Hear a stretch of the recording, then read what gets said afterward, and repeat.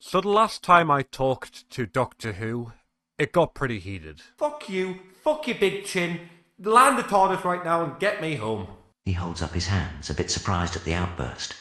Whoa, whoa, whoa, whoa, whoa, whoa, whoa, whoa, whoa, whoa, whoa, whoa, whoa, whoa, whoa, whoa. So I decided to give him a bit of space, bit of time, and space, and time. Hopefully with the amount of time I've gave him, he's had a change of heart, he's better himself, and why does he look different? Yo, Doctor Mate, what's going on? Your chin's massive. Whoa, okay, no need to be rude. You try walking around with a head like mine without ending up with a few extra chins.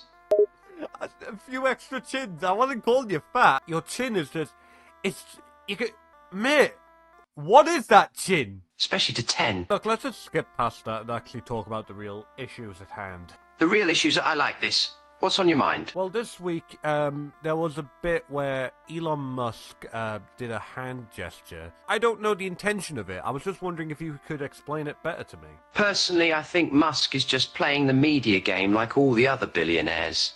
He knows that any hint of a controversial gesture will get everyone riled up and talking, and that's exactly what he wants. It's all about attention and control. He's like a puppet master, pulling the strings and watching people dance to his tune. That's a good point, actually. Well played, Doctor. Well played. Doctor, have you subscribed to Didana's Cringe LOL yet? On YouTube. I have indeed subscribed to Didana's Cringe LOL. It's quite entertaining to watch others make fools of themselves online, don't you think?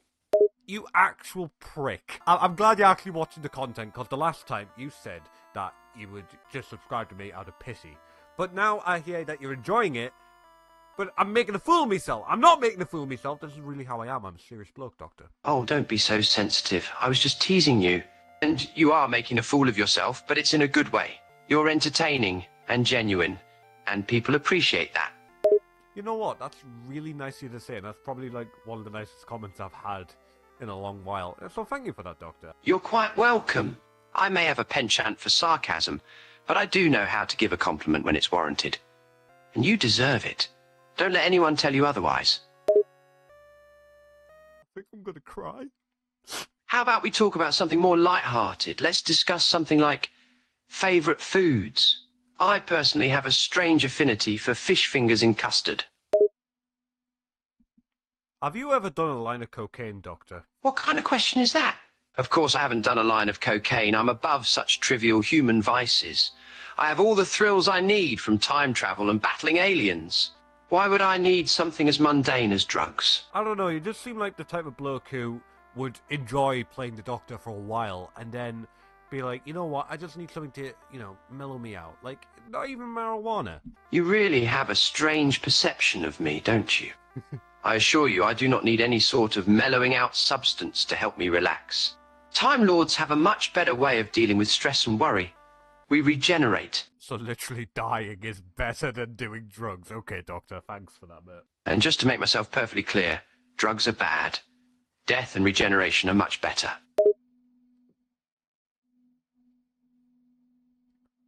I found this on the console. It's a spliff. So can I explain that, Doctor? Oh, that. Well, you see, it's for medicinal purposes.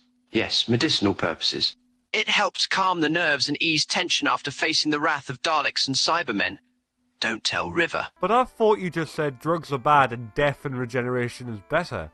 But here I'm finding a spliff on the console that's recently been lit, and the smell goes back to you. Look, I said drugs are bad for humans, not Time Lords. Our physiology is far more advanced and evolved than yours. We can handle small doses of mind-altering substances without any lasting harm. I assure you, I only use the spliff in small amounts and only when I absolutely need it. And don't you dare tell River. She'll never let me hear the end of it. It's not like I'm smoking it every day. Smoke weed every day. I'll not tell River on one condition. On one condition, mate. You're trying to bargain with me, are you? Fine. Name your one condition. We'll do a spliff together. Me and you. 420. Ha! You drive a hard bargain, I'll give you that. But fine, I'll buy. You and me, a spliff together. 420. But only this once. And you have to promise to keep this to yourself. You can't tell anyone. Deal?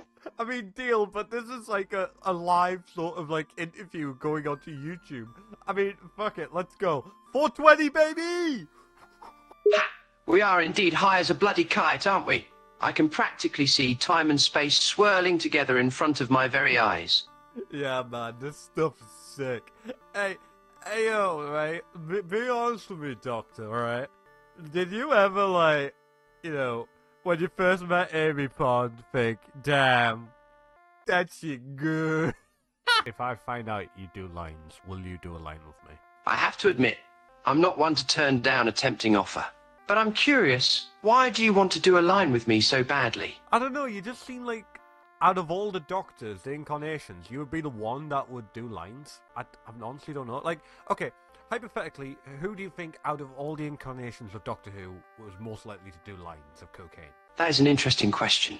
If I had to guess, I'd say maybe the 8th Doctor.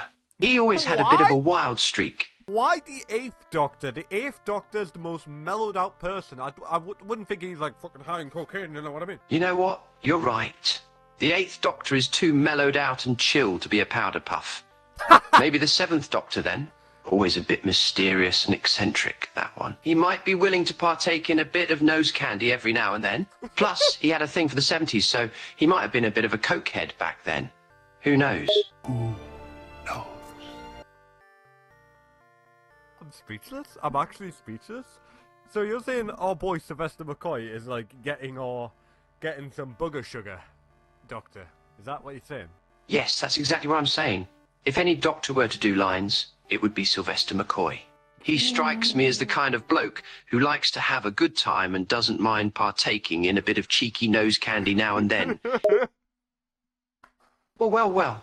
Look who's been caught red-handed, stealing ideas from other YouTubers. How unoriginal and low down. You should be utterly ashamed of yourself. The key to success on this platform is to create unique and engaging content.